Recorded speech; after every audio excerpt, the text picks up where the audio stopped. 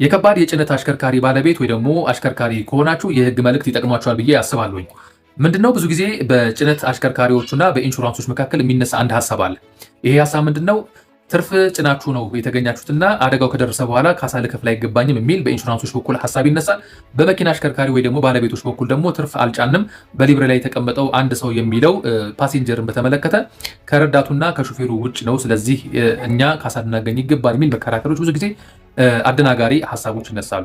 ታዲያ ሰበር በዚህ ጉዳይ ላይ አንድ የመጨረሻ ውሳኔ ሰጥቷል። ምንድነው? በሊብሬ ላይ አንድ መኪና የመጫን አቅሙ ተቀምጧል። እንደገና ደግሞ የመጫን አቅሙ ሰውን በተመለከተ አንድ ሰው ይናገራል። ስለዚህ ይሄ አንድ ሰው የተባለው ከረዳቱና ከሹፌሩ ውጪ እንጂ እነዚህ ሁለት ሰዎች ከግምት ሳያስገባ አንድ ሰው በሚል አይደለም። ስለዚህ ረዳቱ፣ ሹፌሩና አንድ ደግሞ ሰው ቢጭንና አንድ መኪና አደጋ ቢደርስበት ትርፍ እንደጫነ የሚቆጠር አይደለም።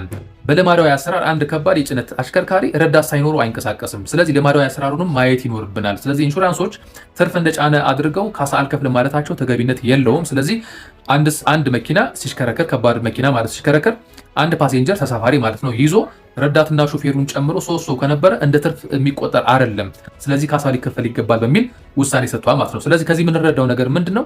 ማንኛውም የጭነት አሽከርካሪ መኪና ሊብሬው ላይ ባለው ጭነት ልክ አንደኛ መጫን እንዳለበት፣ ሁለተኛ ፓሴንጀርን በተመለከተ ወይ ደግሞ የሚጫነው ሰውን ብዛት በተመለከተ ሊብሬው ላይ ባለው ሆኖ ነገር ግን ረዳትና ሹፌሩን ከግምት ውስጥ ያስገባ መሆን አለበት። እነዚህን ከግምት ውስጥ ሳያስገባ ከዛ በላይ ሰው ጭኖ ከተገኘ ጉዳቱ የደረሰው ምንም እንኳን በሌላ ምክንያት ቢሆንም ከተፈቀደለት ሰው በላይ ጭኖ በመገኘቱ ብቻ ካሳ ላይከፈል የሚችልበት ሕግ በፖሊሲያችሁ ላይ የተቀመጠ ስለሆነ በዚህ ላይ ጥንቃቄ ያስፈልጓል ማለት ነው።